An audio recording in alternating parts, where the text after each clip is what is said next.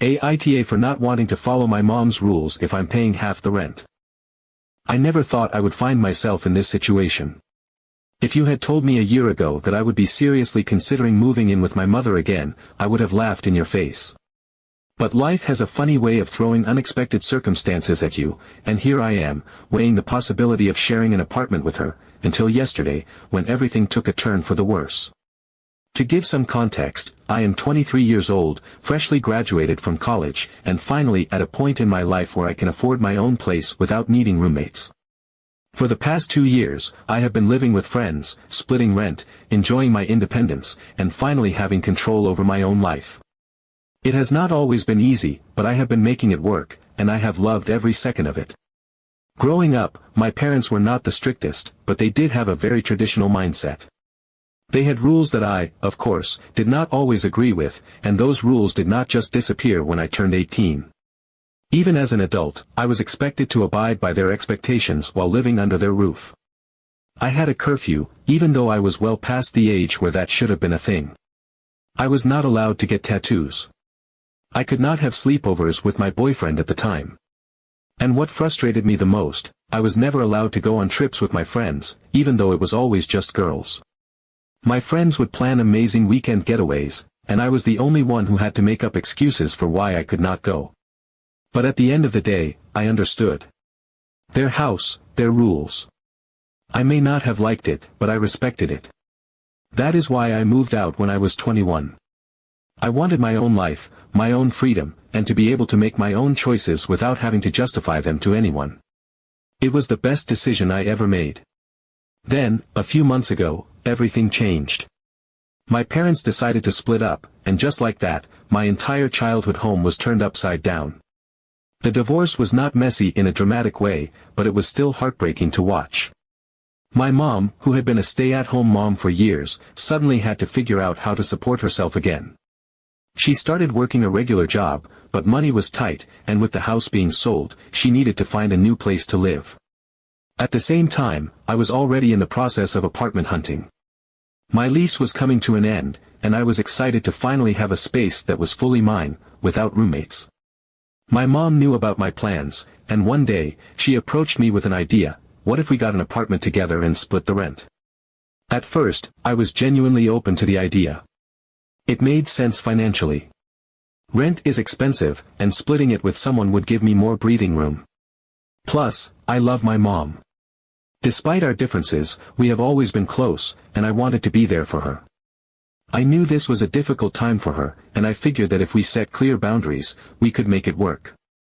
I made sure to tell myself that this would be different from living at home. This was not me moving back in with my mom, this was two adults sharing an apartment as equals. Or at least, that is what I thought. Yesterday, everything came crashing down. We were sitting in the living room, casually talking about things, when I mentioned that I had a tattoo appointment coming up. My mom immediately made a face, the same disapproving look she had given me ever since I was a teenager whenever I talked about things she did not like. I brushed it off at first, thinking she was just going to make a comment and move on, but then she said something that completely blindsided me. Enjoy it now, because once we're under the same roof again, your lifestyle is going to have to change. I thought I had misheard her. I laughed awkwardly and asked what she meant, and that is when she laid it all out. She told me that if we were living together, I would have to follow the same rules I had when I lived with her and my dad. I was stunned. I asked her if she was serious, and she did not hesitate to confirm that she was. No staying out late. No tattoos. No sleepovers. No traveling if she did not approve of it. Everything that I had fought so hard to break free from would suddenly be forced back onto me, even though I would be paying half the rent. I told her, very clearly, that if we were going to be getting an apartment together as equal adults, I was not going to follow her rules. It made no sense to me. If I was a child still living under her roof, that would be one thing. But I was a grown woman, financially independent, splitting the bills. There was no way I was going to let her control my life like that again. She did not take it well. She immediately got upset, saying I was being disrespectful and rude. She told me that I was ungrateful, that she was disappointed in me, that I was making this all about myself instead of thinking about how difficult this situation was for her. She went on about how she was my mother, and as long as we were living together, she expected me to listen to her and respect her wishes. I stood my ground. I told her that I was not willing to do that, and if those were her expectations, then we would not be getting an apartment together. I was not going to put myself back into a situation where I had to ask permission to live my life. Now, she is furious with me. She keeps saying that I am selfish and that I am abandoning her when she needs me the most. She thinks I am being stubborn and difficult just for the sake of it. She even told me that if I truly cared about her, I would be willing to compromise. But I do not think this is something I can compromise on. I am 23 years old. I go out with my friends when I have a day off. I travel because I finally have the means to do so. I have a trip to Cancun planned for my birthday this summer, something I have been looking forward to for months, and now, apparently, I would have to cancel that if we live together. It is not even about what I do inside the apartment. I would never do anything that would make her uncomfortable in our shared space. But outside of that, she should not have a say. I love my mom. I truly do. And I do not want to damage our relationship. But I cannot ignore the overwhelming feeling that moving in with her would be a massive step backward. I spent so long working toward my independence, and the thought of giving it up, even partially, makes my stomach turn. I do not know if I am being unreasonable. Maybe I am being too harsh. Maybe she really does just need support, and I should be more willing to meet her halfway. But at the same time, I cannot shake the feeling that if I give in to this, I will end up resenting her. And that is something I do not want. Update 1. At first, things were surprisingly smooth. We moved in, settled into our routines, and for the first few days, it genuinely felt like we were equals sharing a space. There were no sudden rules, no overbearing expectations, just two people cohabiting like normal adults. I started thinking that maybe I had overreacted, maybe she really had changed, and this could actually work. I was careful, cautious even, waiting for the other shoe to drop, but as the days passed, nothing happened. No passive-aggressive comments, no lectures about my choices, no subtle attempts to control my movements. She even seemed happy. Relaxed, even. We would eat dinner together, talk about our days, and for the first time in a long time, it felt like we were just two people who genuinely enjoyed each other's company. I started letting my guard down. I told myself I had misjudged her. She was adjusting, just like I was. Maybe all the tension before moving in had been nothing more than nerves. I wanted this to work, and she seemed like she did too, so I let myself believe it was possible. Then, just as I was getting comfortable, she sat me down one evening with a smug little smile and said, "I wanted to give you some time to relax, but now that you're home, we need to talk about some ground rules." Home. That word alone told me everything I needed to know. My stomach dropped as she straightened in her chair, folding her hands like she had been preparing for this moment all along. She wasn't just going to suggest compromises or discuss boundaries. No, she was going to establish rules. And not rules for both of us, rules for me. She proceeded to lay it all out as if it were the most natural thing in the world. No coming home late because it was disrespectful to the household. No sleepovers, because she wasn't comfortable with it. No bringing friends over unless she approved of them first. No traveling unless she agreed it was safe and reasonable.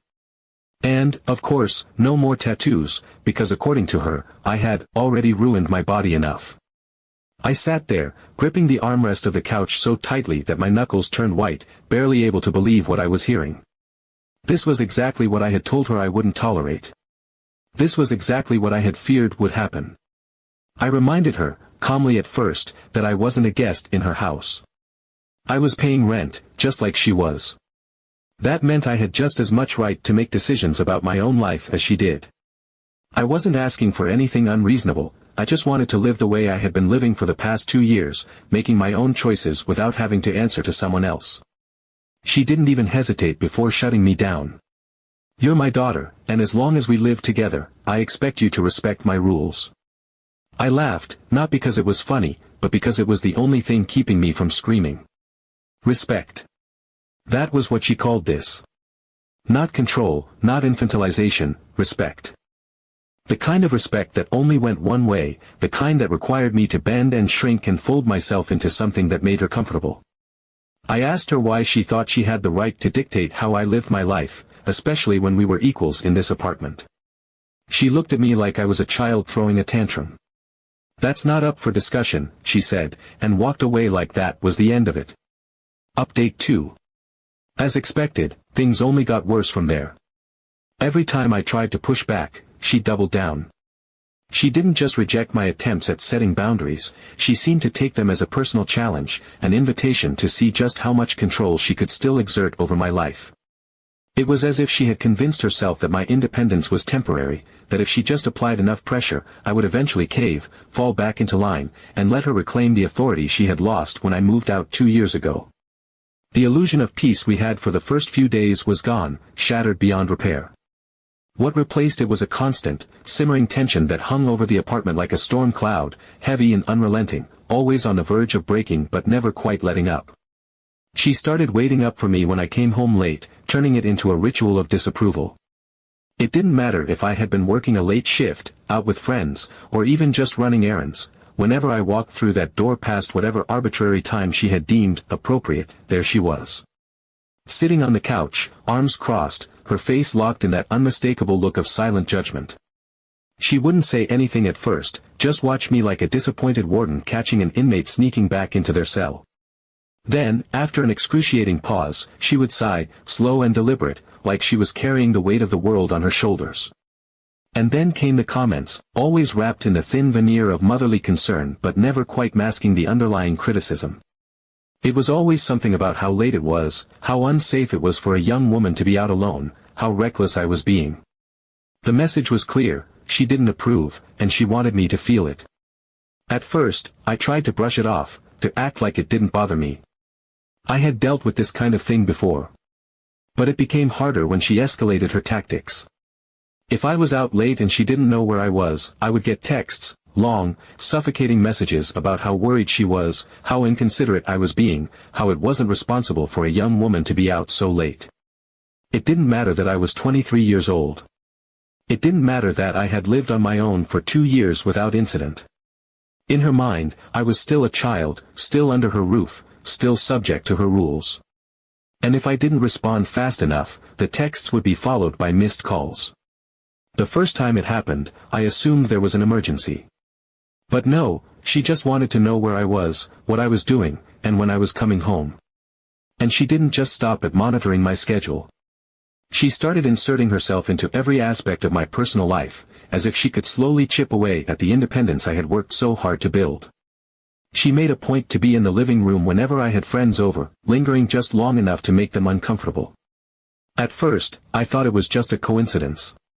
But after the third or fourth time, when I caught her watching our conversations with thinly veiled disapproval, I knew it wasn't. She didn't want me to have a social life in this apartment. She wanted to make it as difficult as possible for me to bring people over, to make it so exhausting that I would eventually stop trying. And it worked. My friends felt it too. They started leaving earlier, their conversations stilted and awkward under her gaze. The easy laughter and carefree energy that had once followed me everywhere started fading, replaced by an underlying tension that I couldn't shake. Eventually, I just stopped inviting people. It wasn't worth the effort. Then there was the guilt tripping. She started strategically planning family events on the same weekends that I had personal plans. The first time it happened, I didn't think anything of it. The second time, I started to suspect it wasn't a coincidence. By the third time, I knew it was deliberate. I had told her weeks in advance that I had a trip planned, something I had been looking forward to for months. And suddenly, just days before I was supposed to leave, there was a big family dinner planned for that same weekend, something she swore she couldn't reschedule. When I told her I couldn't go, she acted like I had announced I was cutting all ties with the family forever. She sighed, shook her head, muttered about how she was just trying to keep the family together. And when I didn't change my mind, she resorted to silence, a full 24 hours of cold, passive-aggressive silence, making sure I felt the weight of her disappointment in every step she took around the apartment. And then, of course, there was the no boys rule. My boyfriend wasn't even allowed to step inside the apartment. Not for a sleepover, not even for 5 minutes. Even if he was just dropping something off, even if we just needed to figure out where we were going, it was a hard no. Every time I tried to push back, she shut me down. This was her home, she said.